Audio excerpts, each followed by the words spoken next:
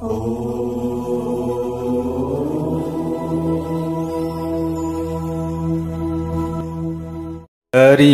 ओम स्वस्ति श्री गणेशाय नमः। ओम नमो भगवते वासुदेवाय। सुवर्णवर्ण सुंदरं सीतैकदन्तबन्धुरं गृहीतपाशकाङ्कुशं वरप्रदाभयप्रदम् चतुर्भुजं त्रिलोचनं भुजङ्गमोपवीतिनं प्रफुल्लवारिजासनं भजामि सिन्धुराननं भजामि सिन्धुराननं। जय श्री हरि, जय श्री राधे। आज पनि म टिका पौडेल हजुरहरु समक्षमा उपस्थित भइसकेको छु। श्री गणेश पुराण भित्रका केही कथा प्रसंगहरूलाई हजुरहरु समक्षमा राख्नका लागि हजुरहरु यतिखेर श्री गणेश पुराण श्रवण गर्दै हुनुहुन्छ। प्यारा भक्त भागवतहरु, श्री गणेश पुराण भित्र पनि श्री गणेश गीता हामीले श्रवण गरिराखेका छौं। हो प्यारा भक्त भागवतहरु, यहाँ श्री गणेश भगवानले वरेण्य राजालाई श्री गणेश गीताको बारेमा उपदेश गराउँदै हुनुहुन्छ। अगाडि उहाँले भन्नुहुन्छ, तपोपि त्रिविधं राजन् कायिकादि प्रभेदतः ऋजुतार्जवशौचानि ब्रह्मचर्य महिंसनम्। श्री गणेश भगवानले भन्दै हुनुहुन्छ, हे राजा वरेण्य, कायिक वाचिक र मानसिक भेदले तपस्या पनि तीन प्रकारको मानिएको छ। तपस्या पनि के हुन्छन्? तीन प्रकारका हुन्छन्। तीन प्रकारले तपस्या गर्न सकिन्छ।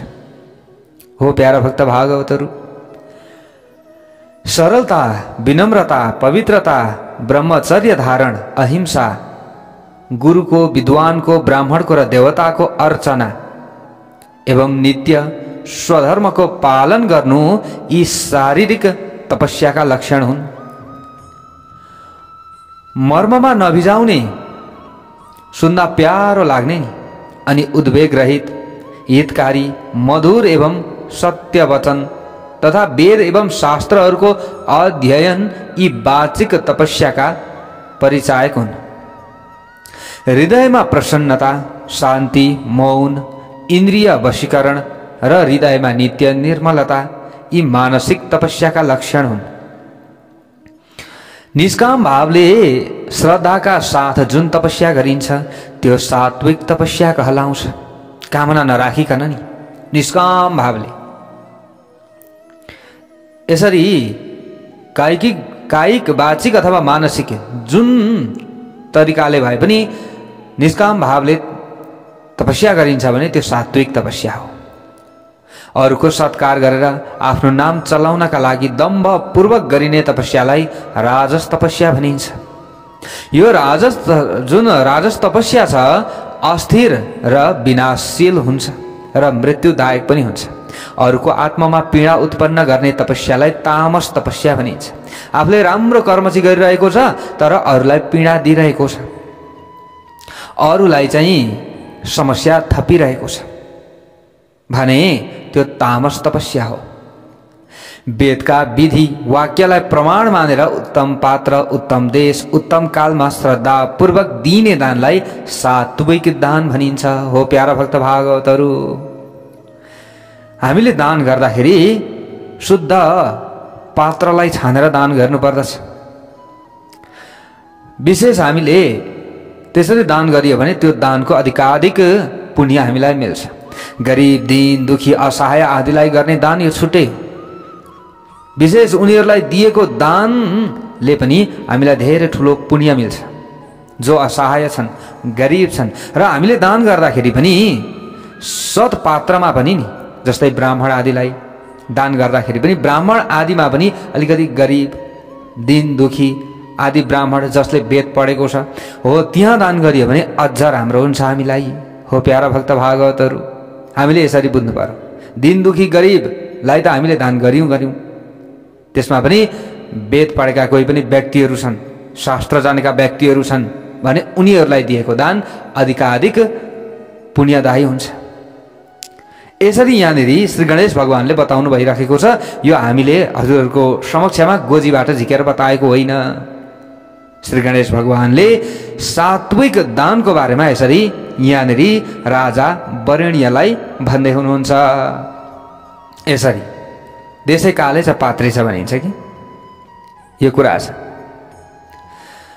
अब यहाँनिर अरू उहाँले भन्दै हुनुहुन्छ, उपकारका दृष्टिले अथवा फलको आकांक्षा राखेर क्लेश सहन गर्दै दिने दान राजस दान हो।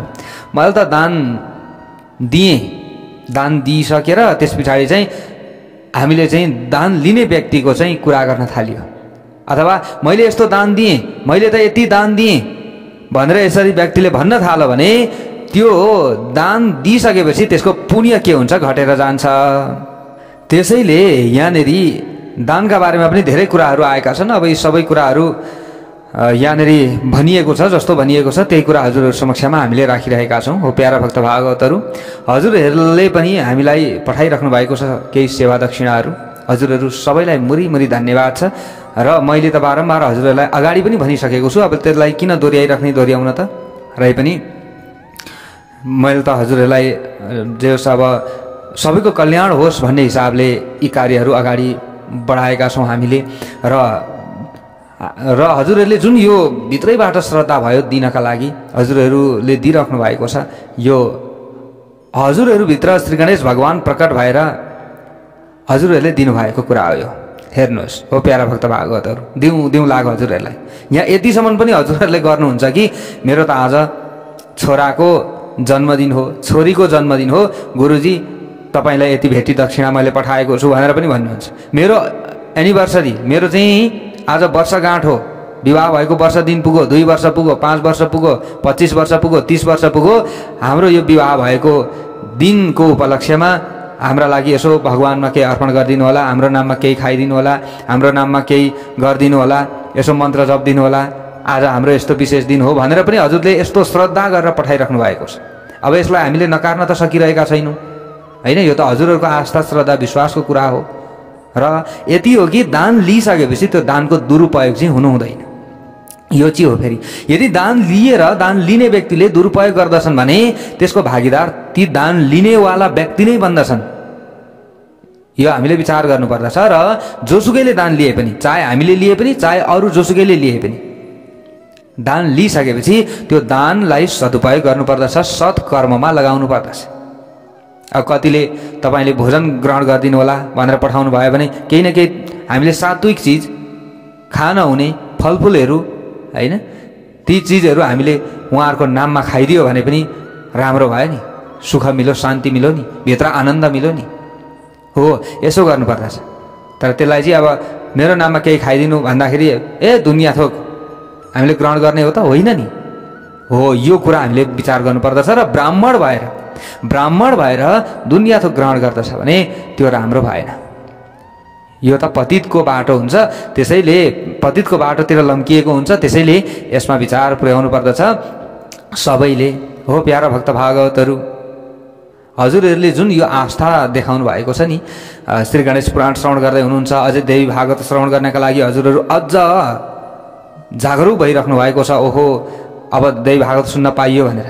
र देवी भागवत श्रवण गर्नका लागि ओम टिभी नेपालबाट एउटा सानो भिडियो, अब त्यतिखेर के गर्ने भनेर सानो त यसो टिप्स मात्रै राखिएको हो। हजुरहरूलाई यहाँनिर म केही कुरा भन्दैछु।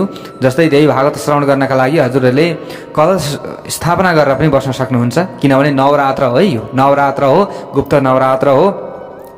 आखिरी धेरै दिन लामो छैन, 9 दिनको कुरा हुन्छ। कलश स्थापना गरेर भगवतीको अगाडि दियो बालेर आफूले पूजा गर्ने ठाउँमा एउटा छुट्टै दियो बालेर म भगवतीको चाहिँ आराधना गर्दैछु, उपासना गर्दैछु, मैले देवी भागवत लगाउँदैछु घरमा, मैले यो कार्य गर्दैछु भनेर हजुरहरूले बस्न चाहनुभयो भने पनि त्यसको पुण्य हजुरहरूले लिन सक्नुहुन्छ। यो चाहिँ मैले हजुरहरूलाई भनिदिएँ ल। यो कुरा हो, होइन म श्रवण मात्रै गर्छु भन्नुभयो भने पनि पाइयो। त्यसमा के छ र।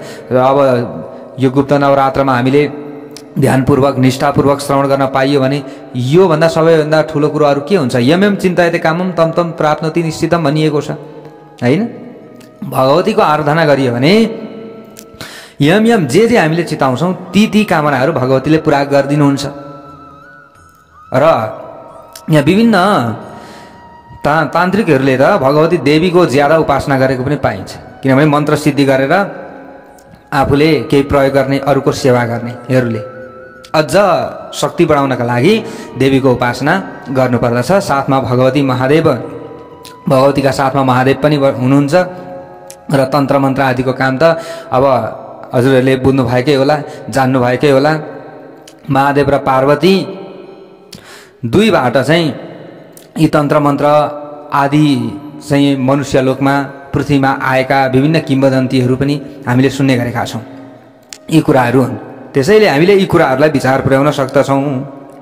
र हजुरहरूले अब 9 दिन गुप्त नवरात्रिमा देवी भागवत ओम टिभी नेपालबाट लाइभ हुन्छ, हजुरहरू जोडिनु होला। बिहान 6 बजीदेखि नै हजुरहरूले आफूले श्रवण गर्नुहोला, 9 बजीसम्म हो। बिहानको हामीले गृह कार्य, घरको कार्य गर्दै पनि बिहान आफूले पूजा गरिसकेपछि भागवत सुन्न सकिन्छ। यो कुरा हो, कति सजिलो छ हेर्नुहोस् त, अहिलेको सिस्टम कति राम्रो आयो, कति सजिलो छ। हामीले जसरी पनि पुण्य लिन सक्छौँ, तर हामीमा आस्था हुनु पर्यो, श्रद्धा हुनु पर्यो। भक्ति हिजो पनि आएको थियो नि, भक्तिको कुरा भगवान् श्री गणेशले पनि यही कुरा गर्नुभएको छ, भगवान् श्रीकृष्णले पनि यही कुरा गर्नुभएको छ कि भक्ति तुष्यति के हो, यसरी भनिएको छ कि भक्तिबाट चाहिँ म प्रसन्न हुन्छु, न कि पदार्थबाट होइन, यसरी भन्नुभएको छ नि त। त्यसैले हजुरहरूले भक्ति भाव श्रद्धाका पूर्वक हजुरहरूले श्रवण गर्नुहोला। गणेश पुराण श्रवण गर्दै हुनुहुन्छ, यही तरिकाले हजुरहरूले श्रवण गर्नुहोला। अनि धेरैले त सङ्गीतमय होइन, हामी एक एक अध्याय गरेर यसरी नै सुन्न चाहन्छौँ भन्दै हुनुहुन्थ्यो। यो पनि हजुरहरूको उद्देश्य पुरा हुन्छ, यो पनि हामीले प्रयत्न गर्छौँ। पछाडि अलिक पछाडिदेखि यसरी नै हामीले पुरा त यो त राख्छौँ, यो त बिचबिचमा हामीले अब सङ्गीतमय यसो राम्रो होस् भन्ने हिसाबले हजुरहरूले पठाउनु भएको केही सेवा दक्षिणा आदिलाई प्रयोग गरेर हामीले गर्ने हो होइन। यो सबैको चाहिँ कल्याणका लागि गर्ने हो।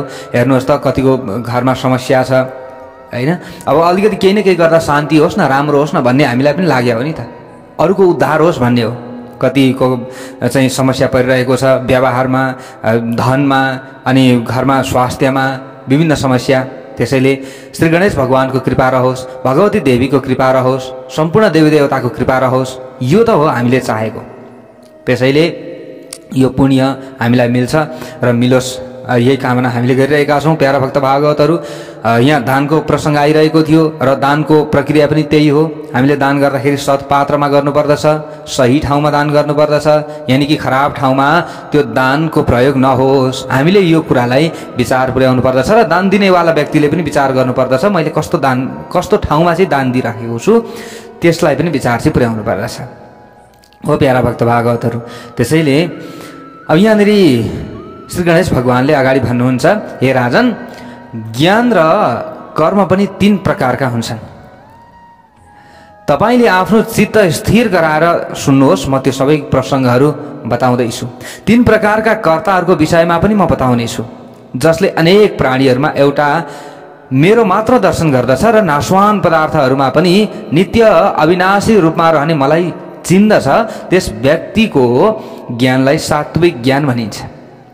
यहाँ ज्ञानको चर्चा हुँदैछ। अब जसले भेद भावना मनमा राखी अनेक प्राणीहरूभन्दा अलग रहेको ईश्वर तत्व हो भनी भिन्नै रूपमा मेरो दर्शन गर्दछ, त्यसको भेदसहितको ज्ञानलाई राजस ज्ञान भनिन्छ।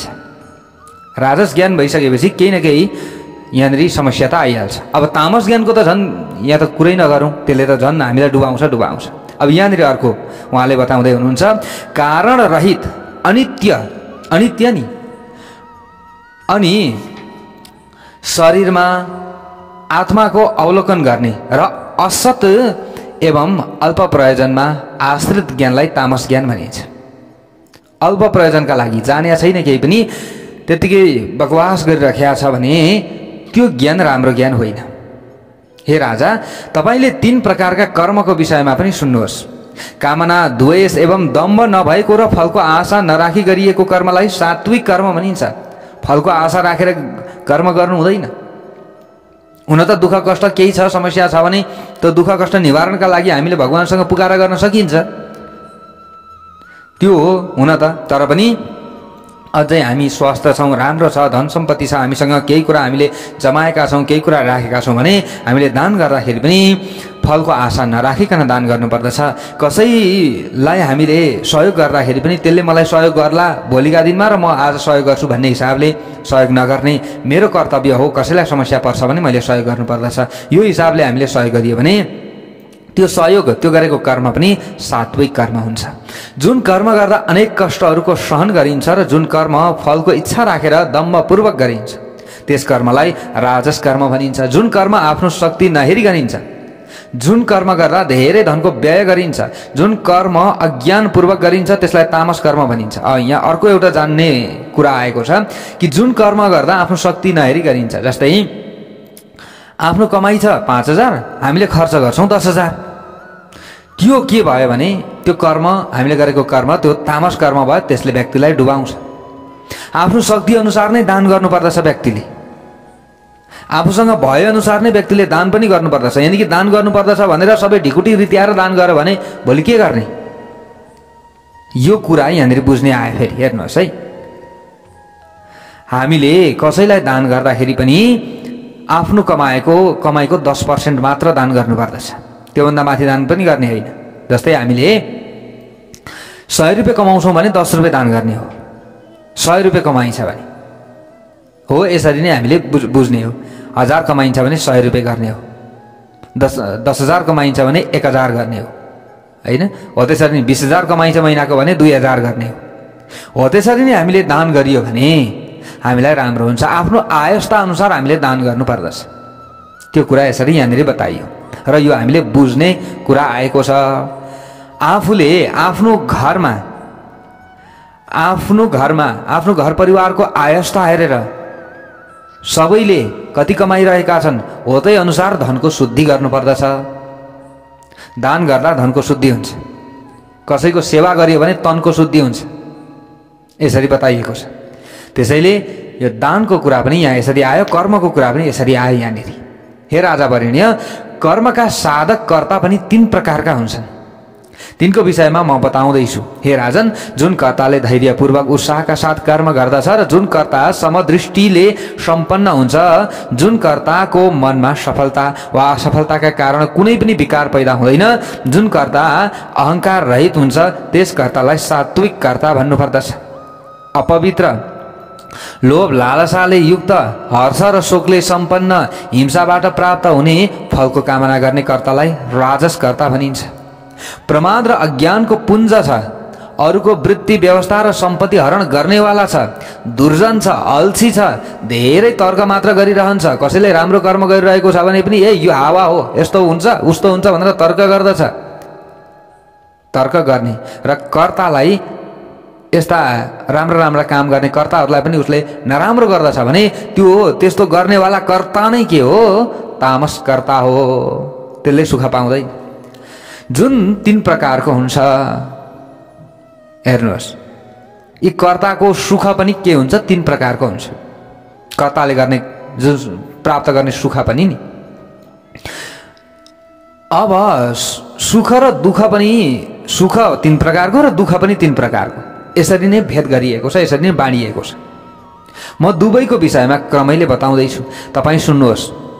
पहिले विष समान लाग्ने तर पछि गएर दुःखको नाश गराउने उत्तम कर्म गरेका कर्ताहरूद्वारा चाहना गरिने र प्राप्त गरेपछि आफ्नो बुद्धिको निर्मलताका कारण अमृत झैँ लाग्ने सुखलाई सात्विक सुख भनिन्छ। जस्तै पहिलेको तितो पछिको मिठो भन्ने चलन छ नि गाउँघरतिर, अथवा हामीले त्यसो भन्छौँ नि। जस्तै पहिले चाहिँ बरु नराम्रो होस् तर पछि चाहिँ आराम गर्न पाइयोस्, के सुख होस्, त्यो भयो भने हामीले त्यस्तो चाहना राख्यौँ भने र त्यो सुख प्राप्ति भयो भने पनि त्यो चाहिँ के हो, सात्विक सुख हो। तर पहिले विषय भोगका लागि हामीले चाहना गर्छौँ, विषय भोगका समयमा अमृत झैँ लाग्ने र अन्तमा विष समान प्रतीत हुने सुखलाई राजस सुख भनिन्छ। तन्द्रा, प्रमाद, आलस्यबाट पैदा हुने र आफूलाई सधैँ मूढ अवस्थामा राख्ने सुखलाई तामस सुख भनिन्छ। संसारमा 3 गुणबाट मुक्त कोही पनि हुँदैन। ओमकार रूप ब्रह्म, ईश्वर रूप ब्रह्म र जीव रूप ब्रह्म गरी ब्रह्म पनि 3 प्रकारको हुन्छ। हे राजन, त्यो ब्रह्म 3 लोकमा तीन लोकमा नै तीन रूपमा व्याप्त रहेको हुन्छ। त्यो ब्रह्म हामीले भन्ने गर्दछौँ। स्वभावैले ब्राह्मण, क्षत्रिय, वैश्य, शूद्र यी वर्णहरू भिन्न भिन्न कर्मका अधिकारी मानिएका छन्। स्वभावैले यो हुने कुरा हो र यो आफ्नो कर्मद्वारा हुने कुरा हो। यो व्यक्तिले कर्म गरेर ब्राह्मणत्वलाई प्राप्त गर्न सक्दछ। विश्वामित्र ऋषिले प्राप्त गर्नु भएन र? गर्नुभयो हो प्यारा भक्त भागवतहरू। त्यो कुरा हो। यहाँनिर यो वर्ण आश्रमको व्यवस्था पनि अब यहाँ राखिए तापनि यो कर्म अनुसार हुने हो। व्यक्तिले जस्तो कर्म गर्दछ उसले त्यस्तै किसिमको फल पाउँछ। अब ती वर्णका लागि निर्धारित कर्महरूको विषयमा म तपाईलाई अहिले संक्षेपमा बताउँदैछु। हे राजन, इन्द्रियलाई बाहिरी विषय र भावना प्रधान आभ्यन्तर विषयहरूमा आसक्त हुन नदिनु र रिजुता अवलम्बन गर्नु, क्षमा धारण गर्नु, अनेक थरी तपस्या गर्नु, आत्मालाई सर्वत्र दर्शन गर्नु तथा आफैभित्र पनि दर्शन गर्नु, वेद शास्त्र पुराण धर्मशास्त्रको अध्ययन गर्नु, वेद पुराण शास्त्र र धर्मशास्त्रले बताएका कर्महरूको पालना गर्नु, यी ब्राह्मणहरूका कर्म भनेर यसरी निर्धारण गरिएको छ। यसरी यो विषय हो भनेर भनिएको छ। र यी कर्महरू जसले गर्दछन्, यी माथिका बताएका कुराहरूलाई जसले पालना गर्दछन्, ती अन्य वर्णकै व्यक्ति किन नहुन्? तिनीहरूले यी कर्महरूको पालना गर्दछ भने उनीहरूले के गर्दछन्? ब्राह्मणत्वलाई प्राप्त गर्न सक्दछन्। त्यसका लागि ध्यान, उपासना, तपस्याको पनि आवश्यकता पर्दछ। गर्नुपर्ने कार्यहरू धेरै छन्। यी कर्महरू गर्नुपर्दछ। दृढता, सुरता, चतुरता, युद्धमा पिठ्यौँ नफर्काइकन वीरता प्रदर्शन गर्नु, शरणागतको रक्षा गर्नु, दान गर्नु, धैर्य धारण गर्नु, यी क्षत्रिय स्वभाव अनुसारको यसरी प्रताप धारण गर्नु र अब आफ्नो स्वामित्व वा ऐश्वर्य कायम गर्नु, विशाल मनको अधिपति हुनु, उत्तम नीति कायम गर्नु, जनताको सर्वतोभावेन रक्षा गर्नु र भूत यज्ञ, पितृयज्ञ, देवयज्ञ, ब्रह्मयज्ञ एवं मनुष्य यज्ञ जस्ता पञ्चकर्महरूको साधिकार अनुष्ठान गर्नु जस्ता यी कर्म क्षत्रियका लागि निर्धारित छन्। यसरी यी कर्महरू गर्नुपर्दछ। अनेक थरी वस्तुहरूको आयात निर्यात गर्नु। हेर्नुहोस्, अब जस्तै यहाँनिर जस्तो कर्म गर्दछ त्यस्तै मैले अघि भनिहालेँ हजुरहरूलाई, त्यस्तै स्वभाव उनीहरूको हुँदै जान्छ र उनीहरूको अवस्था पनि त्यस्तै हुँदै जान्छ। अब यहाँनिर अगाडि बताउँदै हुनुहुन्छ, अनेक थरी वस्तुहरूको आयात गर्नु, खेती गर्नु, गोपालन गर्नु र यी तीनै कर्मको अधिष्ठाता भई राष्ट्रमा अरूलाई पनि त्यसतर्फ अभिप्रेरित गर्नु जस्ता वैश्यका कर्म भनी निर्धारित गरिएका छन्। हे राजन, दान गर्नु र आवश्यक वस्तुहरूको निर्माण गर्नु र सेवा गर्दै जानु, शिवजीको आराधना गर्नु, भगवानको आराधना गर्नु, यी कर्महरू शूद्र वर्णका लागि विधान गरिएका छन्। यी सबै वर्णहरू आफ्नो धर्ममा निरत भई आफूले गरेका कर्म मलाई अर्पेर सबैको सेवा गरेका कारण मेरो कृपा प्राप्त गरी शाश्वत र परम धाममा प्राप्त हुन्छन् व्यक्तिहरू। हे राजन, यसरी मैले तपाईलाई अनादि परम्पराबाट प्राप्त उत्तम योग शास्त्र साङ्गोपाङ्ग रूपमा विस्तारपूर्वक बताइसकेँ। हे राजा, मैले बताएको योग शास्त्रमा आफूलाई प्रवृत्त गराउनुहोस्। मैले यस योगको उपदेश आजभन्दा अघि कसैलाई पनि गरेको छैन। यो गोपनीय विद्या हो। तपाईँले पनि यसलाई गोप्य बनाएर धारण गर्नुपर्दछ। यस्ता कुरा सबैलाई सुनाउन थाल्यो भने भोलि यहाँ विवाद हुन्छ, भोलि यहाँ समस्या हुन्छ। तर जसले बुझ्न खोज्दछ उसलाई बुझाइदिनु, तर गोप्य राख्नु पर्दछ। तपाईँले बुझ्न खोज्नुभयो, तपाईँलाई मैले बुझाइदिएँ। यसबाट परम सिद्धि प्राप्त अवश्य पनि हुन्छ, तर व्यक्तिले अहङ्कारी हुनु भएन, मूढ हुनु भएन। ब्रह्माजीले अगाडि गएर वेदव्यासजीलाई भन्दै हुनुहुन्छ, इति तस्य वचः श्रुत्वा प्रसन्नस्य महात्मना गणेशस्य वरेण्यः स चकार च यथोदितम्। प्रसन्न हुनुभएका परमात्मा श्री गणेशका वचन सुनेर वरेण्यले अब भगवानले आज्ञा गर्नु भए अनुसार योग शास्त्र धारण गरे उनले। त्यस पछाडि र अनुष्ठान पनि गरे। त्यस पछाडि तिनले कुटुम्ब र राज्य समेत परित्याग गरेर वनमा गए र तीव्र गतिमा वनमा उनी हतार हतार गरेर गए र त्यहाँ गएर अब उनले जुन श्री गणेश भगवानले बताउनु भएको थियो, जुन उपदेश उनलाई दिनुभएको थियो, त्यही अनुसार उनले कर्म गर्दै गए। योग शास्त्रहरूमा उत्तम यस योग शास्त्रलाई जसले श्रद्धापूर्वक श्रवण गर्दछ, यहाँनिर ब्रह्माजीले भन्दै हुनुहुन्छ वेदव्यासजीलाई, श्रद्धापूर्वक यी कुराहरूलाई जसले श्रवण गर्दछ, जति पनि यहाँनिर बताइयो ती श्रवण गर्ने व्यक्तिहरू पनि महान हुन्। यी वरेण्य राजाले श्री गणेश भगवानका यी सबै कुराहरूलाई बुझ्नुभयो, मान्नुभयो र उहाँले पनि परम गतिलाई प्राप्त गर्नुभएको छ। जुन बुद्धिमान मानिसले यी माथि बताएका कुराहरूको अध्ययन गर्दछ र भक्तहरूलाई अर्थसहित सुनाउँदछ भने त्यसले पनि योगीले चाहिँ कैवल्य मुक्ति प्राप्त गर्दछ। जसले यस गीताको राम्ररी अभ्यास गर्दछ, गुरुबाट अर्थ बोध गरेर दिनदिनै अध्ययन गर्दछ, दिनदिनै श्री गणेशको पूजा गर्दछ, श्री गणेश गीताको पाठ गर्दछ, अथवा त्यसले दिनदिनै 1 पटक 2 पटक अथवा 3 पटकसम्म पाठ गर्दछ भने त्यो ब्रह्मरूप हुन्छ।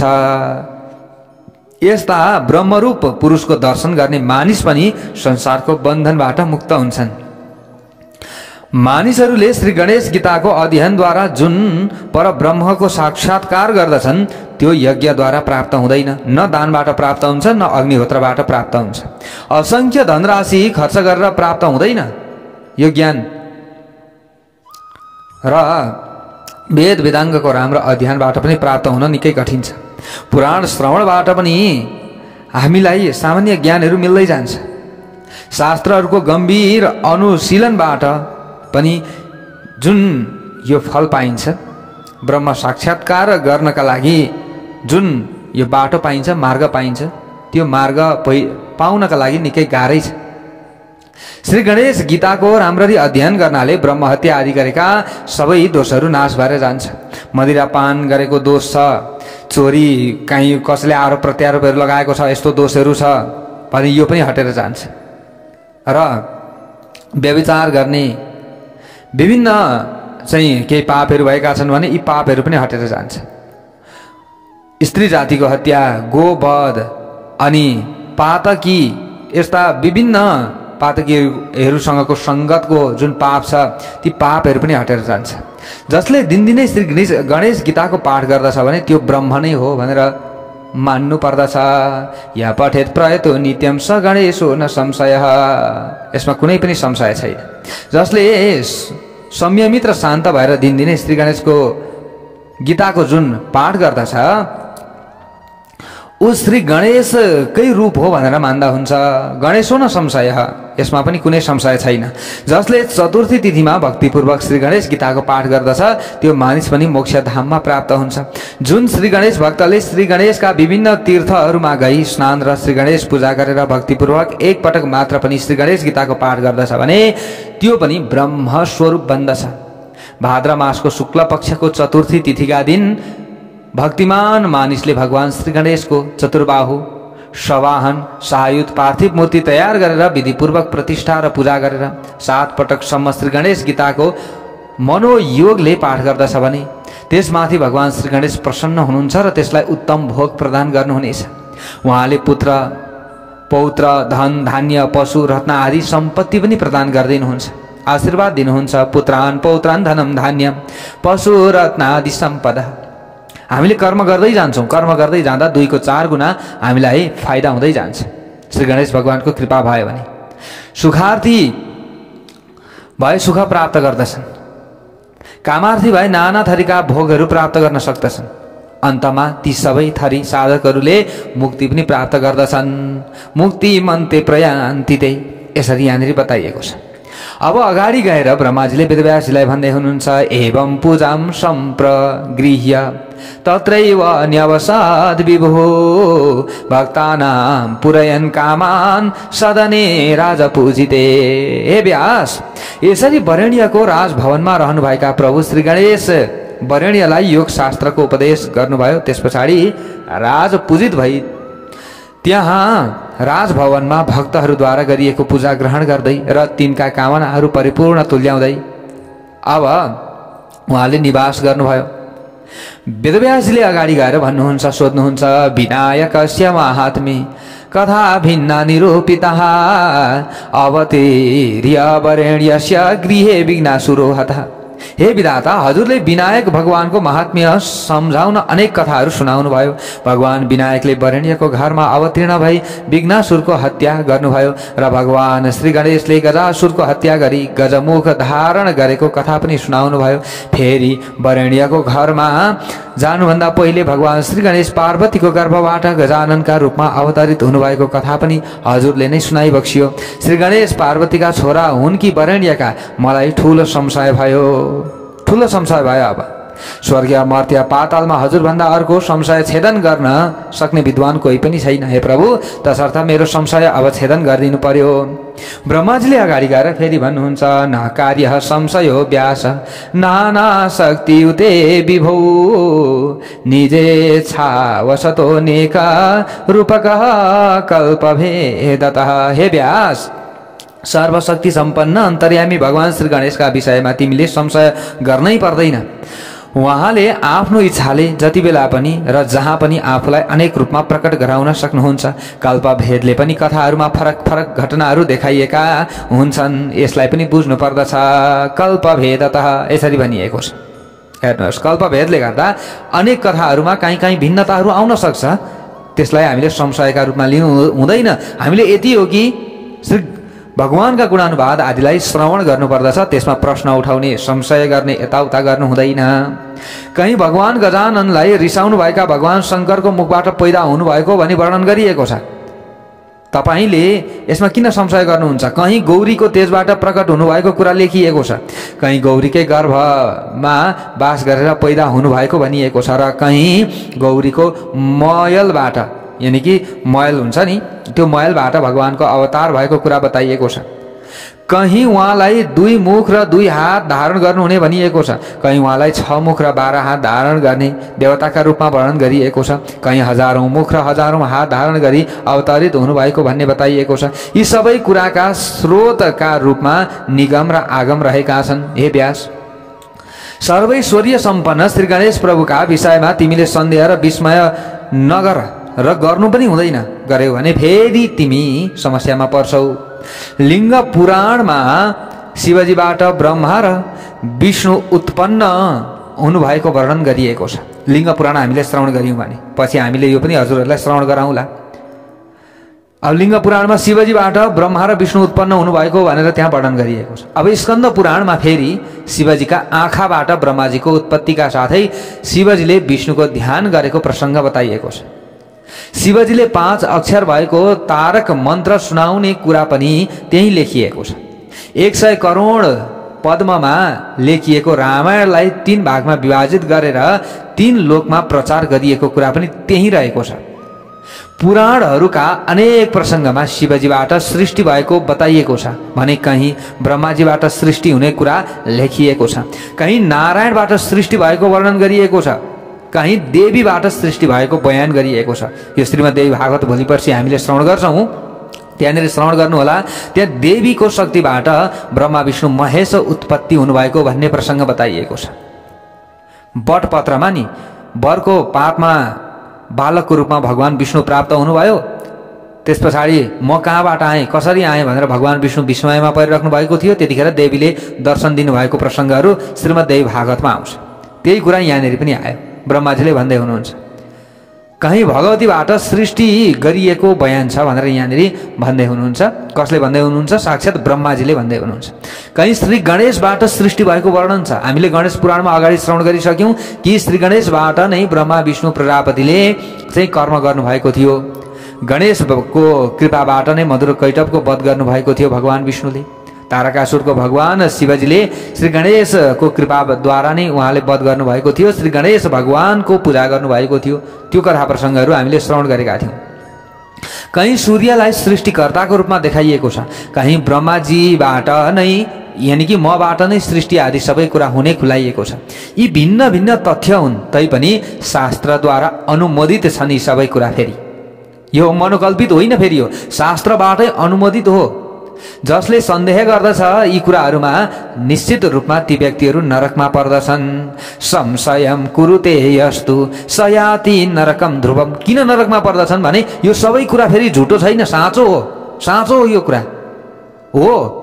कोही बेला भगवान श्री गणेश ठुलो हुनुहुन्छ, कोही बेला श्री गणेशले राज्य सञ्चालन गर्नुहुन्छ, यो सृष्टि सञ्चालन गर्नुहुन्छ। जस्तै हाम्रो चाहिँ अब राजनीतिमा पनि हेरौँ न, कोही बेला एउटा प्रधानमन्त्री हुन्छ, त्यो समयमा उसको चाहिँ त्यहाँ गान बखान हुन्छ, उसले गरेका चाहिँ विभिन्न कर्महरूको, काहीँ पुल उद्घाटन गरेको, काहीँ के उद्घाटन गरेको, काहीँ बाटो बनाएको, उसको कर्मको त्यहाँ व्याख्या हुन्छ।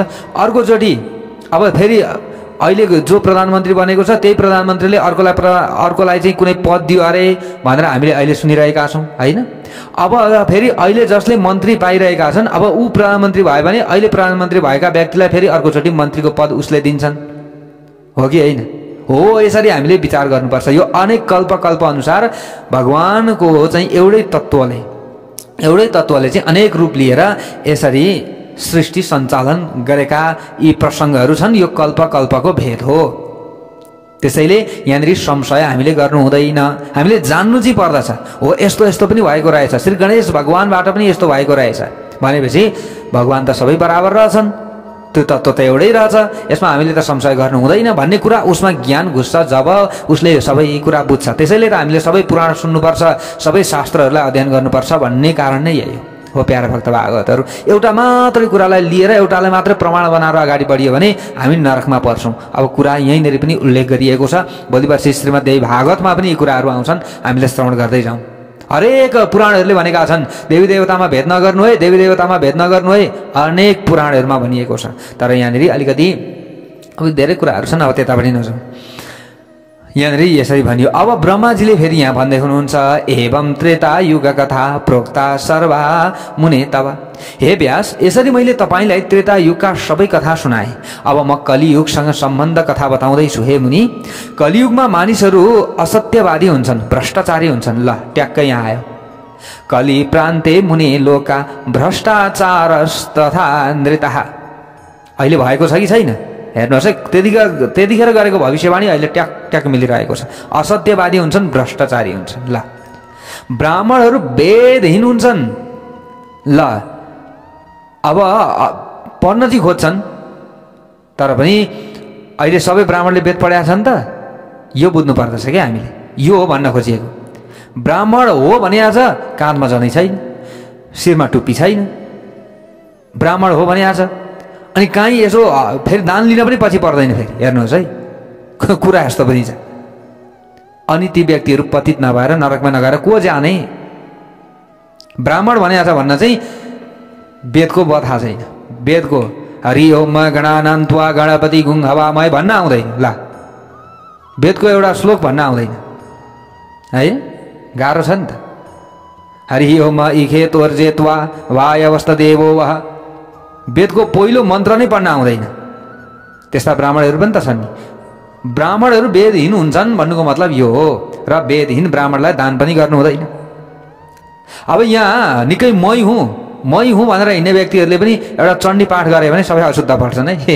यो कुरा विचार गर्नु होला। हामीले देखेका छौँ, एउटा कुनै पनि श्लोक पढ्यो भने अशुद्ध पढिराखेका हुन्छन्। अशुद्ध नि पुरै। हुन त पढ्दै जाँदा एउटा त अशुद्ध होला, एउटा हुनसक्छ, तर सबै त हुँदैन नि त। सबैलाई चाहिँ ल तर्खाजी गरेर यताको उता त्यसरी त हुँदैन। कोही बेला हुनसक्छ, हाम्रो पनि मिस्टेक हुनसक्छ। त्यो हो, हामी नि सबै कुरा जान्ने पनि भने होइन, र म त केही जान्ने पनि होइन। हुन त हजुरहरू यहाँ जतिले सुन्दै हुनुहुन्छ, हजुरहरू त झन् महाजान्ने हुनुहुन्छ हुन चाहिँ। तर के हो भने एकचोटि मिस्टेक हुन्छ, अर्कोचोटि त सुधार गर्नु पर्यो नि। छैन, खालि अशुद्ध पढिया छ। फेरि हामीले फेरि अब त्यस्तैहरूको चाहिँ पछि पर्छौँ। हेर्नुहोस् है। अनि एउटा मान्छेले चाहिँ यसो शास्त्र पल्टाएर शास्त्रभित्रका कुराहरू खोदलेर भने हुन्छ, अनि त्यसलाई मोडिफाई गरेर अर्को व्यक्तिले चाहिँ त्यसलाई होइन यस्तो भनेर भनिदिएको छ। शास्त्र के हो थाहै छैन। फेरि त्यस्तैको बिगबिगी छ अहिले कलियुगमा। हेर्नुहोस्, यहाँ भविष्यवाणी त्यस्तै गरिरहेको छ। त्यस्तैको बिगबिगी छ, त्यस्तैका पछि मान्छे लाग्छन् फेरि, र उनीहरूको कल्याण हुन्छ त? हुँदैन। कलियुगका व्यक्तिहरूको कल्याण हुन धेरै गाह्रो छ। त्यसैले किनभने हामीलाई राम्रो चाहिन्छ, अनुहार पनि राम्रो चाहिन्छ। अनुहार राम्रो भयो भने हामी त्यता ढल्किन्छौँ। पुराणको श्रवण पनि हामीले त्यस्ताका मात्रै गर्छौँ। अनि केही धार्मिक कुराहरू सुन्नु पर्यो भने पनि कसको अनुहार राम्रो छ, कसको लाई खाइ अलिकति राम्रो छ, कसले ताइफाइ गर्दछ, त्यतापट्टि हामी ढल्किन्छौँ। अनि हाम्रो कल्याण कहिले हुन्छ? कलियुगमा ब्राह्मणहरू पनि देखावटी गर्दछन्। यदि देखावटी गर्दछन् भने उनीहरूले आफ्ना पछाडिका अनुयायी सहित नरकमा लिएर जान्छन्। त्यो अनुयायीमा हामी भोलि परौँला, अलिकति विचार गरौँ हामीले पनि। हो प्यारा भक्त भागवतहरू, देखावटी गर्ने धेरै छन्। त्यसैले अब हामीले सम्झाउनु नपर्ला, हजुरहरूले बुझ्नु भएको होला, तर मान्छेले बुझ्दैन। त्यही हो, राम्रो कुरा हामी गर्छौँ, शास्त्रभित्रको कुरा निकाल, श्लोक पढी पढी हामीले कुरा गर्दै हुन्छ, मान्छेले त्यो कुरा हेर्दैन राम्रो कुरा। अनि हामीले पनि अब भिडियो लाउनु पर्यो भने पनि हजुरहरूले देख्नु भएको होला नि, यता खुल्यो भाग्य खुल्यो, उता भाग्य चम्क्यो, उता के भन्यो भनेन भने मान्छेले हेर्दैन। राम्रो कुरा भने हुन्छ है भित्र, फेरि हेर्दैन, राम्रो कुरा हेर्दैन फेरि, ल हेर्दै पो हेर्दैन त। अनि के गर्ने यस्तो छ। अनि व्यक्तिलाई धर्म मार्गमा ल्याउनका लागि पनि आफ्नो धर्ममा आओस् न त, अलिकति राम्रो होस् न त, यति भन्दा त अलिकति भित्रको कुरा हेरिहाल्छ कि भनेर त्यो भन्नुपर्ने हुन्छ, बाध्यताले भन्नुपर्ने हुन्छ। अनि हो त्यही कुरालाई चाहिँ अर्काले कपी गरेर, हुन त त्यही जस्ताको तस्तै कपी गरेर त बिग्रिँदैन नि फेरि, तर कपी पनि कस्तो तरिकाले गरे हुन्छ भने त्यसलाई अलिकति मोडिफाई गरिदिने, यताउता गरिदिने, अनि त्यो भनेको कुरालाई चाहिँ अरू नै एउटा यो समयमा चाहिँ यो काम गर्नुपर्छ है भनेर भने हुन्छ शास्त्रले, अनि त्यसमा चाहिँ अरू थपिदिएको छ क्या, अरू थपिदिएको छ, अनि त्यो अरू थपेको कुरा व्यक्तिले गर्छ, अनि त्यसको उद्धार कहिले हुन्छ, त्यसको कल्याण हुन्छ त हुँदै हो। यस्तो समस्यामा हामीहरू परिराखेका छौँ अहिलेको समयमा आएर। कलियुगमा सबै मानिसले अरूलाई आरोप लगाउँछन्, प्रत्यारोप लगाउँछन्। हेर्नुहोस्, यो कुरा पनि छ यहाँनिर। त्यसैले हामीले सही कुरा गर्ने हो, सही बाटामा हामीले हिँड्ने हो। र शास्त्र सम्मत यज्ञ कलियुगमा मान्छेले हत्तपत्त गर्नै जान्दैन। यहाँनिर ब्रह्माजीले भन्दै हुनुहुन्छ, जहाँसुकै शास्त्रका विधि विधानको लोभ देखिन्छ कलियुगमा, पृथ्वीमा शास्त्रको विधि लोभ गराउनका लागि शपथ खान्छन् व्यक्तिहरूले, धर्म मास्नका लागि अगाडि बढ्छन् व्यक्तिहरूले। यहाँ हेर्नुहोस् त, ट्याक लेखाएको छ ल, अहिले त्यस्तै भइरहेछ सबैतिर, धर्म नाश गर्ने,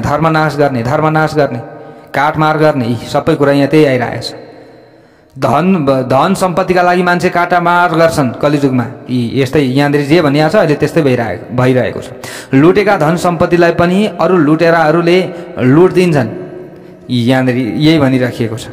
र कलियुगमा अब आफूले गर्नुपर्ने आचरणहरू व्यक्तिले गर्दैन। धेरै व्यक्तिहरू म गरिब भएँ मात्र भनिरहन्छ, हाहाकार गरिरहन्छ। यहाँनिर कलियुगमा हुने कुराहरू, यहाँ धेरै कुराहरू बताइएको छ। हेर्नुहोस् है, पैसाका लागि मुद्दा मामिलामा झुट्टा साक्षी भनेर आत्मा व्यस्त छन् कलियुगमा व्यक्तिहरू, त्यही बताइयो यहाँ। वदिष्यन्ति च न मया गृहीतम धन मडुवपि, यस्तो कुरा बताइयो। धेरै जसो मानिसहरूले सज्जनको निन्दा गर्दछन् कलियुगमा, दुर्जनसँग मित्रता कायम गर्दछन्। ल अघि यहाँ बताइयो नि, शास्त्रको कुरा गर्ने व्यक्तिहरूसँग व्यक्तिको मित्रता रहँदैन शास्त्रभन्दा बाहिर। अनि उसले के भन्छ भने फेरि मैले शास्त्रकै कुरा गरिरहेको छु भन्छ, तर शास्त्रभित्रको गुदिची एउटा जान्दैन। हेर्नुहोस्, अरूको बाहिरबाट यसले के भनेको छ र मैले के भनौँ भनेर चाहिँ अर्काको टपक्क टिपेर ल्याएर राखेको हुन्छ। अनि मैले शास्त्रको कुरा गर्दैछु भन्छ, कहाँ छ त शास्त्र, कहाँनिर भनेको छ त भनेर त्यसले खोज्नु भने त्यसले भेटाउँदै। हेर्नुहोस् है, यस्तो छ समस्या कलियुगमा। ब्राह्मण क्षेत्रीय यी सबै आफ्नो चाहिँ अवसरका लागि अगाडि बढ्छन्। जस्तै जति पनि ब्राह्मण क्षेत्रीय वैश्य भनुन् अथवा सबै अरू आफ्नो जीविकाका लागि मात्रै अगाडि बढ्ने हुन्छन्। सज्जनहरू क्रमशः दरिद्र हुँदै जान्छन्। व्यक्तिले के हो दान, के हो तप, के हो तपस्या, यो सबै कुरा छोडिदिन्छ कलियुगमा। र व्यक्तिले भूत प्रेत पिशाच आदिको आराधना गर्न थाल्दछ कलियुगमा। पृथ्वीमा छाडा यौन सम्बन्ध राख्ने व्यक्तिहरूको सङ्ख्या बढ्छ। वर्णशङ्कर मात्र यसरी वर्णशङ्कर फैलिन्छ कलियुगमा। कलियुगमा आफूलाई पतिव्रता भन्न चाहने नारीहरू पनि भ्रष्ट हुन्छन्। सबै मानिस म्लेच्छ समान हुन्छन्। तिनले परधनको अपहरण गर्छन्। ती निर्दयी हुन्छन्, कुमार्गी हुन्छन्। पृथ्वीमा पनि उब्जाउ शक्ति घट्दै जान्छ। ल हेर्नुहोस्, यो त्यतिखेर गरेको भविष्यवाणी अहिले मिलेको छ कि छैन आफै विचार गर्नु होला हजुरहरू। वृक्ष रसविहीन हुन्छन्। वृक्ष रसविहीन, फलमा रस हुँदैन। यी ल हेरौँ, 5 अथवा 6 वर्षकी कन्याले गर्भधारण गर्ने छिन् कलियुगमा आएर। पछि हेर्दै अब यो बढ्दै गइसकेपछि अहिले त हामीले देखिसकेका छौँ कि अहिले त 13-14 वर्षमै गर्भ रह्यो अरे भन्ने कुरा सुन्दैछौँ अहिले। अब अझै छ कलियुग, यो त भर्खर 5000 वर्ष मात्रै बित्दैछ। कलिको मध्य र उत्तरार्धमा मानिसहरूको आयु केवल 16 वर्षको हुनेछ। ल अब हेर्दै जाउँ है त, कलिको मध्य त छ। अहिले त सिरानको पनि सिरान 5000 वर्ष मात्रै बित्दैछ, 4,32,000 वर्ष हो कलिजुगको मान। अब तीर्थ र देव मन्दिरका तत्त्वहरू गुप्त भएर जानेछन् त्यतिखेर। यसरी पाप वृद्धि हुन्छ, संसारमा धर्मको नाम मात्र शेष रहन्छ। धर्म भने के हो मान्छेले जान्दै जान्दैन त्यतिखेर। त्यसबेला स्वदा अवसरकार क्रिया नजान्ने मानिसहरूको बाहुल्यता बढ्दछ। के हो यो तप भनेको, के हो दान भनेको, के हो तपस्या भनेको, यस्तो भन्न थाल्दछन् मानिसहरू कलिजुगमा। त्यहाँ गाईको सम्मान हुँदैन, ब्राह्मणको सम्मान हुँदैन, साधु सन्तको सम्मान हुँदैन कलिजुगमा। र यी नगरेकै कलिजुगमा यी सम्मान नगरेकै कारणले गर्दा यिनीहरू सबै पतित हुन्छ। कलिका दोषलाई जान्नुहुने भगवान श्री गणेशले देवताको प्रार्थनालाई विचार गर्नुभयो र अनेक युगमा उहाँ प्रकट हुनुभएको छ र हरेक कलिजुगमा उहाँ प्रकट हुनुहुनेछ। कलिजुगमा यस्तो अवस्था आउनेछ, धर्मको लोप भइसकेपछि भगवान उनी श्री गणेश प्रकट हुनुहुनेछ। हात्तीको जस्तो मुखमण्डलले सुहाउनु भएका, नाङ्लो झैँ फैलिएका कान धारण गर्नुहुने, धुवाको जस्तो वर्ण धारण गर्नुहुने, धूम्र वर्णका नामबाट प्रसिद्ध श्री गणेशका हातमा तरबार हुनेछ कलिजुगमा। उहाँ आउनुहुनेछ, उहाँ हातमा तरबार लिएर नीलो वर्णको घोडामा सवार हुनुहुनेछ। अनेक थरी सेना पैदा गरेर तिनका बीचमा सुहाउनुहुनेछ। उहाँ इच्छाअनुसार आफूले पैदा गरेका सेनाहरूका साथमा युद्धका लागि तयार हुनुहुनेछ। उहाँकै शक्तिबाट शस्त्र र महाअस्त्र पैदा हुनेछन्। यसरी युद्धका सम्पूर्ण आवश्यक अङ्गहरू परिपूर्ण भएपछि उहाँले आफ्नो तेज र सेनाद्वारा म्लेच्छहरूको वध गर्नुहुनेछ। त्यतिखेर सबै म्लेच्छ हुनेछन्, सबै। त्यसै गरी म्लेच्छहरूको जस्तो आचरण गर्ने दुर्जनहरूको पनि वध गर्नुहुनेछ। त्यसबेला श्री गणेश भगवानले पर्वतका गुफामा गई लुकेका र वनका कन्दमूल खाएर शरीर धारण गरिरहेका ब्राह्मणहरूलाई अथवा त्यो समयमा ब्राह्मण जस्तो बनेर बस्ने व्यक्तिहरूलाई, यहाँ ब्राह्मण भनेर एउटा जातलाई मात्रै होइन, हेर्नुहोस्, उनीहरूलाई रक्षा गर्नुहुनेछ। जसले धर्म कर्म आदिमा अलिकति मात्रै भए पनि वास्ता गरेका हुन्छन्, आस्था गरेका हुन्छन्, उनीहरूको रक्षा श्री गणेश भगवानले गर्नुहुनेछ। अरू सबैको नाश गर्नुहुनेछ। त्यसबेला संसारमा सत्ययुगको अब आरम्भ भए जस्तो हुनेछ र आरम्भ नै हुनेछ सत्ययुगको। सत्ययुगको आरम्भ भएपछि संसार धर्म र त्यसको प्रकाशबाट प्रकाशित हुनेछ। पृथ्वीमा सत्यको स्थापना हुनेछ र त्यस पछाडि श्री गणेश भगवान फेरि अन्तर्ध्यान हुनुहुनेछ। कलिजुग यस्तो घोर हुनेछ। अब हे व्यास, मैले तपाईलाई भगवान श्री गणेशका चारै युगका स्वरूप र नाम पनि बताएँ, साथै उहाँका अद्भुत महिमाको पनि वर्णन गरेँ। जुन कर्मको श्रवण मात्रले सबै प्राणी मुक्त हुन्छन्, भगवान श्री गणेशका अनन्त रूप र लीलालाई बताउन मेरो शक्ति छैन। जुन श्री गणेशको महिमा बताउने सम्बन्धमा चारै प्रकारका वेद कुण्ठित हुन्छन्, त्यस्ता भगवानका गुण कर्मको महिमा वर्णन गर्न र म जस्ता मानिसहरूको चाहिँ के सामर्थ्य हुन्छ र? श्री गणेश भगवानको वर्णन गर्न म जस्ता अरू मानिसहरूको के सामर्थ्य हुन्छ? केही पनि हुँदैन। ए व्यास, अब तपाईँ भगवान श्री गणेशको आराधना गर्न जानुहोस् र म पनि आफ्नो कर्तव्यतर्फ लाग्दछु। तपाईँसँग अहिले ज्ञान छैन, मैले यत्रो कथा सुनाइसकेँ तपाईँलाई। तपाईले अब श्री गणेश भगवानको आराधना गर्नुहोस्। मैले सबै कथा बताइसकेको छु। अब यही कथालाई तपाईँले लेख्न सुरुवात गर्नुहोस्, गाउन सुरुवात गर्नुहोस्। त्यस पछाडि अरू पुराणहरूको ज्ञान तपाईँलाई हुनेछ। अनेक कल्पमा भगवानहरूले गर्नुभएका अवतारहरूको चाहिँ क्रियाकलापहरूको ज्ञान तपाईँलाई हुनेछ। त्यस पछाडि तपाईँले ती कुराहरूलाई लेख्नुहोस्, अवश्य तपाईँ सफल हुनुहुनेछ। यसरी ब्रह्माजीले यो पुरा अहिलेसम्म जति पनि हामीले श्री गणेश पुराण श्रवण गऱ्यौँ, यो सबै वेदव्यासजीलाई कसले बताउनु भएको थियो? ब्रह्माजीले बताउनु भएको थियो र वेदव्यासजीले लेख्नु भएको थियो। अब भृगुजीले अगाडि गएर भन्दै हुनुहुन्छ सोमकान्त राजालाई, एवं श्रुत्वा सोमकान्त व्यासो ब्रह्म मुखात् कथाम् अति प्रीतमनः प्राह सर्व पाप प्रणाशिनी। हे सोमकान्त राजा, व्यासले यसरी ब्रह्माजीबाट श्री गणेशका कथाहरू सुन्नुभयो र अत्यन्त प्रसन्न पनि हुनुभयो र ब्रह्माजीलाई निवेदन गर्नुभयो, हे ब्रह्माजी, अद्भुत श्री गणेशको उपाख्यान सुनेर म तृप्त भएको छैन। अझै पनि म धन्य र अनुग्रहित छु, किनकि हजुरले श्री गणेशका पावन चरित्रसँग सम्बन्ध कथाको आश्रय लिएर मेरा सबै सन्देह हटाइदिनु भएको छ। जति कथा सुने पनि अमृतपान गर्दा तृप्त नभए झैँ मलाई लागिरहेको छ। पटक पटक कथा सुन्ने उत्कण्ठा भइरहेको छ। यस कथाको श्रवण मात्रले जन्म जन्मान्तरका पापहरू नष्ट हुन्छन्, सबै कामना परिपूर्ण हुन्छन्। पूर्वजहरूको चाहिँ यो कथा पुण्यका कारणले गर्दाखेरि चाहिँ उनीहरूको उद्धार हुन्छ र हाम्रा पितृहरूको पनि उद्धार हुन्छ।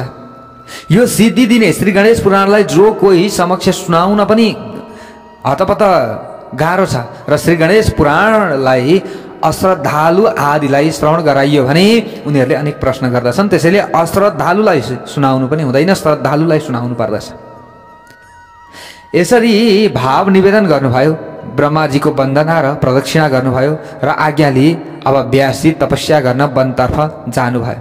म अझै सुन्ने इच्छा थियो तर अब हजुरसँग समय छैन भने ठिकै छ भन्नुभयो वेदव्यासजीले र वेदव्यासजी अब तपस्या गर्नका लागि वनतिर जानुभयो। श्री गणेश भगवानको आराधना गर्न वनतिर जानुभयो। त्यहाँ गएर उत्तम फलफुल र कन्दमूल र जल सुलभ जे प्राप्त भयो ती उहाँले ग्रहण गर्नुभयो। मन्द वायुको संसार थियो त्यो समयमा। उहाँ जानुभएको वनमा सूर्य समशीतोष्ण थिए र अग्निको पनि मन्दताले सम्पन्न थिए र अद्वैत मूर्ति गजानन रूप परब्रह्ममा निष्ठा राखेर एकान्तमा मन्त्र जप्दै तप गरिरहनु भएका व्यासका 12 वर्ष बिते। त्यस पछाडि तिनका सामु भगवान श्री गणेश प्रकट हुनुभयो। श्री गणेश भगवानको जय होस्। व्यासजीका अगाडि श्री गणेश भगवान प्रकट हुनुभयो। त्यस पछाडि व्यासजी त ज्ञान शून्य हुनुभएको थियो नि त। हामीले यो बारम्बार अगाडि श्रवण गर्दैछौँ, अब त्यसलाई नदोर्याउँ। सोमाकान्त राजाले अगाडि गएर भन्दै हुनुहुन्छ, कथम प्रादुरभूत देवः पुरस्तस्य महात्मनः भृगो तत सर्वमाख्याहि श्रुत्वा पापक्षयो यतः। हे भृगु महर्षि, ती महात्मा वेदव्यासका सामु भगवान गजानन कसरी प्रकट हुनुभयो मलाई बताइ बक्सियोस्। भगवान गजाननको प्रादुर्भावको कथा सुनेर अवश्य पनि पापको नाश हुनेछ। सोमकान्त राजाले अब भृगु ऋषिसँग प्रश्न गर्नुभयो। भृगु ऋषिले भन्नुहुन्छ, यथा तत पुरतः प्रादुरासीत देव गजाननः तत्सर्वं कथयिष्येऽहं सादरं शृणु भूमिप। हे राजा, तपाईले आधारपूर्वक सुन्नुहोस्। म तपाईलाई कसरी भगवान श्री गणेश व्यासका सामु प्रकट हुनुभयो ती सबै कुरा बताउँदैछु। जुन बेला भगवान प्रकट हुनुभयो त्यस बेला उहाँले रातो वर्णको माला धारण गर्नुभएको थियो, रातै वस्त्र लगाउनु भएको थियो, शरीरका अङ्ग प्रत्यङ्गमा रातो चन्दनको लेपन गर्नुभएको थियो। उहाँ हात्ती जस्तो अत्यन्त आकर्षक मुखमण्डलले सुहाउनु भएको थियो। उहाँका आँखा कमल जस्ता राम्रा थिए, मस्तक सिन्दुर झैँ रातो थियो, असङ्ख्य सूर्यको झैँ दिव्य प्रभाले प्रकाशित हुनुहुन्थ्यो। उहाँका कानमा सुन्दर कुण्डल झुन्डिएका थिए, दुई भुजामा केयूर टल्किएका थिए, मस्तकमा मुकुट थियो र हातमा शेषनाग बाला बनेर बेरिएका थिए। हे राजन, त्यस बेला वेदव्यासले भगवान श्री गणेशको यस्तो ज्योतिर्मय दिव्य र भव्य रूप हेर्न सक्नु भएन र आँखा चिम्लिनु भयो र उनी भयले थरथर काँप्न लाग्नुभयो। को वेदव्यास भगवानको मन्त्र सम्झी जप्न थाल्नुभयो। तिनलाई के गरौँ भयो। अब त्यो समयमा मूर्छामा परे जस्ता देखिए वेदव्यास। व्यासको यस्तो अवस्था देखेर भगवान श्री गणेशले भन्नुभयो, हे व्यास, नडराउनुहोस्। तपाईले रात दिन जसको ध्यान गर्नुभएको छ त्यो तपाईको ध्येय पुरुष गजानन श्री गणेश म तपाईलाई दर्शन दिन आएको छु। ब्रह्मा आदि देवताहरूका लागि पनि म अगम्य छु, तर तपाईको तपस्याबाट प्रसन्न भएर वर दिन प्रकट भएको छु। उहाँले यसरी भन्नुभयो। भृगु ऋषिले अगाडि गएर भन्नुहुन्छ, श्रुत्वेत्थं मधुरां वाणीं जहर्ष मुनिपुङ्गव।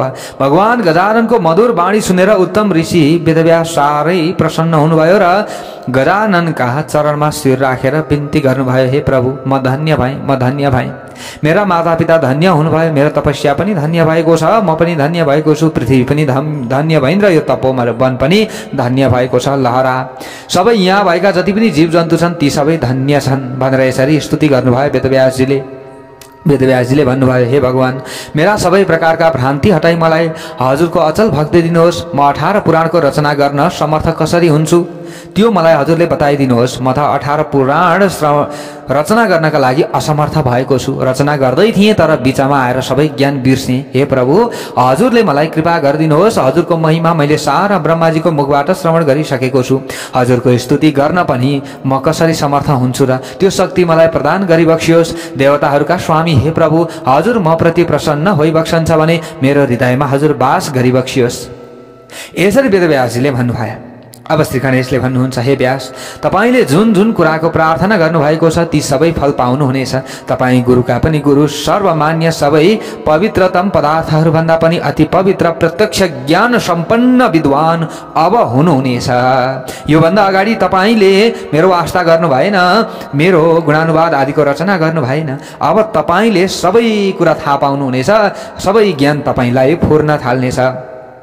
ख्याति, गुण, नीति, शोभा र सम्पत्तिद्वारा नारायणको आराधनामा तत्पर हुनुहुनेछ। फेरि तपाईँ निश्चय नै 18 पुराणका रचयिता, पुराणकार वेदव्यासका रूपमा पनि प्रख्यात हुनुहुनेछ। सबैले तपाईँलाई चिन्नेछन्। 18 पुराणको रचनापछि त्यस्तै र त्यति सङ्ख्यामा नै उपपुराणहरूको पनि रचना हजुरले गर्नुहुनेछ। तपाईले पहिले अहङ्कारका कारण मेरो पूजा र स्मरण गर्नु भएन। ल फेरि पनि यहाँ कुरा आयो, त्वया पूर्वम दम्भवसान न कृतम मम पूजनम। हेर्नुहोस्, यहाँ हामीले एउटा पनि कुरा बनाएर भनेका छैनौँ है। श्री गणेश भगवानको आराधना उपासना पछाडि नै उहाँले 18 पुराण आदिको रचना गर्न सक्नु भएको थियो। त्यसैले त 18 महापुराण, 18 उपपुराण आदिको सुरुवात गर्नु पूर्व नै हामीले श्री गणेश भगवानको महिमा श्रवण गरेर, उहाँको ध्यान गरेर, उहाँको वन्दना गरेर, उहाँका गुणानुवाद आदिलाई श्रवण गराएर हामीले सुरुवात गरेका छौँ। हो प्यारा भक्त भागवतहरू, अब यो हाम्रो कार्यमा जो जोडिनुहुन्छ उहाँहरूको त अवश्य पनि उद्धार हुन्छ। यसमा कुनै पनि संशय छैन। जो जोडिनुहुन्छ हजुरहरूले ल्याउनुहोस्, जोडाउनुहोस्, सबैको उद्धार हुन्छ, पक्कै पनि हुन्छ। किनभने शास्त्र झुटो छैन, हामी पनि त्यही शास्त्रमा भएका कुरा त भन्ने हो नि, अरू कहाँबाट ल्याएर भन्ने हो। प्यारा भक्त भागवतहरू, अब देवी भागवत श्रवण गर्न पाउनुहुनेछ, पक्कै पनि त्यहाँको पनि पूर्ण फल तपाईँहरूलाई मिल्नेछ। श्री गणेश पुराणबाट हामीले सुरुवात गरेका छौँ। यहाँनिर भन्नुभयो श्री गणेश भगवानले, पहिले मलाई पूजा गर्नु भएन, स्मरण गर्नु भएन र सुरुवात गर्नुभयो पुराण आदिको वाचन गर्न। तपाईँले लेख्नका लागि वाचन गर्दै लेख्नुभयो, तर बिचैमा बिर्सिनुभयो, विघ्न आइलाग्यो। अब तपाईँलाई त्यस्तो हुँदैन। तपाईले ब्रह्माजीबाट सबै ज्ञान प्राप्त गरिसक्नु भएको छ। ब्रह्माजीको मुखबाट मेरो महिमा सुन्नु भएको छ। अब तपाईँका सबै पाप विलीन भएका छन्। यो संवादपछि म तपाईँको उदरभित्र प्रवेश गर्नेछु। अब तपाईँको हृदयभित्र म प्रवेश गर्नेछु। अब म तपाईँभित्र प्रवेश गर्नेछु अनि सबै 18 पुराण, 18 महापुराण, सबै वेद आदिको सबैको ज्ञान तपाईँलाई अब फेरि हुन थाल्नेछ। चिन्ता नगर्नुहोस्। श्री गणेश भगवानले दर्शन दिएर वेदव्यासजीलाई यसरी भन्नुभयो। भृगु ऋषिले भन्नुहुन्छ अगाडि, एव मुक्त्वा प्राविशत स तन्मुनेरुदरम विभु। हे राजा सुमकान्त, भगवान श्री गणेशले व्यासलाई यसरी वरदान दिएपछि उहाँ व्यासको पेटभित्र प्रवेश गर्नुभयो। श्री गणेश भगवान हृदयमा बस्नुभयो र वेदव्यासले करोडौं सूर्य समान र कसैसँग पनि दाँच्न नसकिने प्रकाश अथवा ज्योति प्राप्त गर्नुभयो। व्यासको शरीरको प्रभावबाट चारैतिर ज्योतिर्मय भए र त्यस पछाडि व्यासले गजानन प्रभुको मूर्ति निर्माण गर्नुभयो। त्यो विशाल मूर्तिलाई तिनले मन्दिर बनाएर प्रतिष्ठा गरिदिनु भयो। त्यस पछाडि अब वेदव्यासजीले नाना थरी उपचारबाट पृथक पृथक रूपले पूजा गर्नुभयो र यो संसारका मानिसहरूको आँखालाई पवित्र गर्ने सिद्धि क्षेत्रका नामबाट प्रसिद्ध र जप अनुष्ठान गर्नेहरूलाई अनेक सिद्धि मन्त्र सिद्धि प्रदान गर्ने सिद्धिदायक तीर्थ हुनेछ भनी सबैसँग आज्ञा लिएर नारायण स्वरूप व्यास मुनि आफ्नो आश्रमतर्फ उहाँ लाग्नुभयो। यहाँनिर फेरि आयो, हेर्नुहोस्, म अगाडि मैले भनेको थिएँ हजुरहरूलाई कि उहाँ नारायणका अंश हुनुहुन्छ भनेर, त्यो कुरा फेरि यहाँनिर आयो। एव मुक्त्वा प्यनुज्ञाप्य व्यासो नारायणस्तथा। अब यो मैले बनाएर भनेको कुरा रहेछ त, यहाँ ठ्याक्कै आयो नि, प्रमाणसहित, यहाँ श्लोकसहित हजुरहरूलाई मैले भनिदिएको छु। हेर्नुहोस्, नारायणकै अंश हुनुहुन्छ वेदव्यास। वेदव्यासजी त यस्तो भ्रमित हुनुभयो भने अनि हामीले चाहिँ श्री गणेश पुराणको श्रवण नगरिकन अरू चाहिँ श्रवण गरिरहने त? पहिले यसलाई श्रवण गरेर अरू श्रवण गर्न सुरुवात गरौँ न। भगवान श्री गणेशलाई हामीले मान्यौँ नि, सबैभन्दा अगाडि पूजा गर्ने देवतालाई हामीले मान्यौँ नि। हो, अब हाम्रा कर्महरू फलीभूत हुन सक्छन् है। अब पक्कै पनि हामीले आत्तिनु चाहिँ हुँदैन। धैर्यवान बनेर हामीले पुराणहरूको अब सुरुवात गरौँ श्रवण गर्नका लागि। फटाफट धर्ममार्ग युट्युब च्यानलबाट, ओम टिभी नेपालबाट अब हजुरहरू समक्षमा अब लगातार हामीले श्रवण गराउने प्रयत्न गर्नेछौँ। हेरौँ, अब हाम्रो पनि शरीर हो होइन, पाञ्च भौतिक शरीर, भोलि के हुन्छ थाहा छैन, तर पनि बिरामी परिएला अथवा केही होला, तर हजुरहरूको कृपा छ, हजुरहरूको आशीर्वाद छ। हो प्यारा भक्त भागवतहरू, हजुरहरू धेरैले हौसला दिइराख्नु भएको छ। धनले सक्नेले धनले, मनले सक्नेले मनले सहयोग गरिराख्नु भएको छ। अनि हजुरहरूको यो सहयोगलाई हामीले कसरी नकार्न सक्छौँ त? मैले त म भनेकै छु नि, मैले त सहयोगको आशा पनि हजुरहरूबाट धनको आशा मैले गरेकै होइन र यो म गर्दा पनि गर्दिनँ। र यदि हजुरहरूले केही सहयोग गर्नुहुन्छ भने पनि यो त हजुरहरूले लिने पुण्य हो, यसमा मैले केही पनि भन्दिनँ। तर यसलाई हामीले सही कार्यमा लगाउन सकौँ, यही हो। हजुरहरूले पठाउनु भएको 2-4 रुपियाँ पैसाले अर्को पुराणको आयोजना गर्न सकौँ, हजुरहरूलाई श्रवण गराउन सकौँ। हजुरहरूले पठाएको 2-4 रुपियाँ पैसाले अलिकति काहीँ गरिब दिनदुखी असहाय छन् भने त्यहाँ सेवा गर्न सकौँ। यो हाम्रो उद्देश्य भनेको। हामीले त यो पनि सल्लाह गर्दैछौँ कि अलिकति हजुरहरूको चाहिँ सहयोग जुट्दै गयो, राम्रो। माग्न त हामीले मागेका होइनौँ, तर अब हजुरहरूको धेरै आएको छ, यहाँनिर सहयोग धेरै आउन थालेको छ। हेर्नुहोस्, तर यो त मैले सोच्दा पनि सोचेको थिइनँ कि यस्तो हुन्छ भनेर। तर धेरैले यहाँ सहयोग पठाउनु भएको छ। र अर्को आज पनि मैले भन्दैछु, अब भोलि त सकिन्छ कथा, पर्सिदेखि त अब देवी भाग सुरु हुन्छ, पछि पूर्णावती हुन्छ। त्यसैले हजुरहरूले चाहिँ धेरैले सेवा दक्षिणा पठाउनु भएको छ। यदि फोन गर्न बिर्सिनु भएको छ भने फोन अवश्य पनि गरिदिनु होला। बेलुकाको 8 बजीदेखि 9 बजीको बिचमा हजुरहरूले फोन गरिदिनु होला र त्यो समयमा हजुरहरूले नाम टिपाइदिनु होला, गोत्र टिपाइदिनु होला। हजुरहरूको कमेन्टबाट पनि हामी लिन्छौँ र यसको पुण्य हजुरहरूलाई मिलोस्, श्रीमद्देवी भागवतको पुण्य पनि हजुरहरूलाई मिलोस् र अवश्य पनि हजुरहरूको नाम श्रीमद्देवी भागवतमा पनि हामीले टिपाइदिन सकौँ। र गणेश पुराणमा त हजुरहरूले धेरैले यहाँ पठाउनु भएको छ। र पनि काहीँ छुट्नु भएको छ भने हजुरहरूले पैसा चाहिएको होइन हामीलाई, है फेरि म भन्दैछु है, पैसा चाहिएको होइन, पैसा दिन सक्नु भएन, मसँग छैन गुरु, तर म भगवानको भक्ति गर्दैछु। हजुरहरूले हुनेले त दिनुभएकै छ नि, दिनुभएकै छ, नमागिकन दिनुभएको छ। तर यहाँ धेरैजना भक्तहरू यस्ता हुनुहुन्छ कि गुरु अब मसँग त अवस्था छैन, तर आस्था छ, श्रद्धा छ, के गरौँ भन्नुहुन्छ। हजुरहरू सबैले आफ्नो नाम, अब यहाँनिर पैसा दिनेको मात्र हामीले काम गर्ने होइन, हामीले त हुनेले नहुनेलाई सहयोग गर्ने हो नि त, यो भनेको त हो कि होइन, आफै भन्नु त। हजुरहरूसँग अलिअलि छ भने हजुरहरूले दिनुभयो भने त्यो अरू हामीसँग छैन, ल छैन, छँदै छैन भने पनि उहाँहरूलाई पनि हामीले केही दिन सकौँ न, हो यो हो नि त हामीले गर्ने। हामीले यसरी हातमा हात, साथमा साथ, काँधमा काँध मिलाएर अगाडि बढ्यो भने अवश्य पनि हामी सफल हुन्छौँ प्यारा भक्त भागवतहरू। र यो श्रेय अरूलाई श्रवण गराउने चाहिँ हामीले योजना गरिदिउँ, आयोजना गरिदिउँ अरूलाई। अब अर्को पुराण म मेरो तर्फबाट लाउँछु भनेर अस्ति कसले भन्दै हुनुहुन्थ्यो, अर्को पुराण म मेरो तर्फबाट म नै कर्ता हुन्छु र हजुरको मुखबाट म पुराण लगाउँछु र यो सुन्ने अवसर अरूलाई म प्रदान गर्छु भनेर यहाँ कसले भन्दै हुनुहुन्थ्यो। त्यहाँनिर नाम टिप्या होला, भाइले नाम टिप्या होला। त्यो हजुरहरूले अब हो त्यस्ता भक्तहरू यहाँ जोडिँदै हुनुहुन्छ। हजुरहरूलाई मुरी धन्यवाद छ। अर्को पुराण मेरो नामबाट है, अर्को पुराण मेरो नामबाट है भनिराख्नु भएको छ। अब यहाँभन्दा हामीलाई के चाहिएको छ? यो पुण्य त तपाईँहरूले लिने हो नि त। अब यो मैले चाहिँ गुरुको मुखबाट वाचन गराएर अरूलाई म सुनाउँछु र यो पुण्य चाहिँ म लिन्छु भनिराख्नु भएको छ यहाँ धेरैजनाले। हेर्नुहोस्, अब ठिकै छ, यो हजुरहरूको इच्छाको कुरा हो। हजुरहरूको इच्छा भयो भने हामी त खडा हुने काम, हामीले गर्ने काम, हामीले जानेको काम हामीले गर्छौँ। यसमा कुनै पनि तलमाथि छैन हो प्यारा भक्त भागवतहरू। अब यो श्रीमद्देवी भागवत यहाँ हुँदैछ नि, यो पनि एउटा चाहिँ यहाँ एकजना भक्त महानुभाव नै जोड्नु भएको छ। उहाँले धेरै सहयोग गर्नुभएको छ। उहाँ भोलि पर्सि हामीले त्यसैमा जोड्छौँ। उहाँ एउटा संस्थाको व्यक्ति हुनुहुन्छ। यसमा आधी चाहिँ मेरो खर्च हुनेछ र अरू चाहिँ अब हजुरहरूले गर्नु होला, अथवा हजुरहरूले जतिले गर्नुहुन्छ उहाँहरूले गर्नु होला। त्यसको पुण्य अरूलाई पनि मिलोस् र आधी म बिहोर्छु यसको खर्च भनेर उहाँले यो आयोजना गर्नुभएको छ। हेर्नुहोस्, अब यसको पुण्य हजुरहरूले पनि लिन सक्नुहुन्छ, त्यो कुरा हो। केही सहयोग गरेर लिन सक्नुहुन्छ, त्यो कुरा हो। अथवा यहाँनिर सहयोग गर्नुपर्छ भन्ने पनि छैन।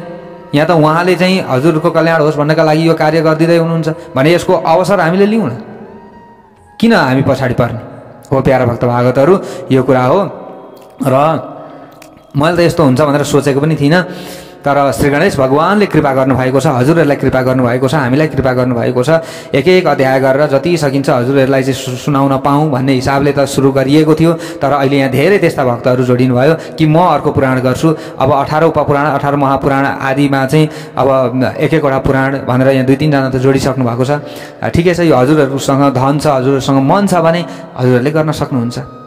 अरू हामीले नहुनेहरूलाई सहयोग गर्न पाऊँ हो प्यारा भक्त भागवतहरू। हामीले गर्ने कुरा यही हो। अब यहाँनिर भन्दै हुनुहुन्छ कि वेदव्यासजीलाई यसरी भगवान श्री गणेशले आशीर्वाद दिनुभएको थियो। यहाँनिर ब्रह्माजीले वेदव्यासजीलाई यी कथा प्रसङ्गहरू श्रवण गराउनु भयो र सोमकान्त राजालाई भृगु ऋषिले श्रवण गराइराख्नु भएको छ। यहाँनिर व्यासजीले ब्रह्माजीको मुखबाट जुन गणेश पुराण चाहिँ सुनेका थिए, यहाँनिर भन्दै हुनुहुन्छ भृगु ऋषिले, त्यो उनले आफ्ना शिष्य वैशम्पायनलाई सुनाएका थिए। त्यस पछाडि श्री गणेश पुराण पृथ्वीमा फैलियो। व्यासजीले सुनिसकेपछि वैशम्पायन ऋषिलाई सुनाइयो, त्यस पछाडि पृथ्वीमा फैलियो। सुखदेव आदि गरेका, सुतजी आदि गरिएका सम्पूर्ण सन्तहरूले प्राप्त गरे। हे समकान्त, यी सबै विषय मैले तपाईँलाई सुनाएँ। तिनै लोकमा योभन्दा पवित्र, पावन र परम आनन्द दिने विषय अरू केही पनि छैन। हे समकान्त, तपाईँले यो पुराण दुष्ट प्राणीहरूलाई चाहिँ नसुनाउनु, जसमा भक्ति छ, भाव छ, उनीहरूलाई सुनाउनु भनेर यसरी उहाँले भन्नुभएको छ। अब अरू कथा प्रसङ्गहरू भोलि हामीले श्रवण गर्नेछौँ। भोलि अन्तिम रहेको छ प्यारा भक्त भागवतहरू, हजुरहरूले अब श्रवण गर्नुहोला भन्दै म टिका पौडेल बिदा चाहन्छु। जय श्री राधे।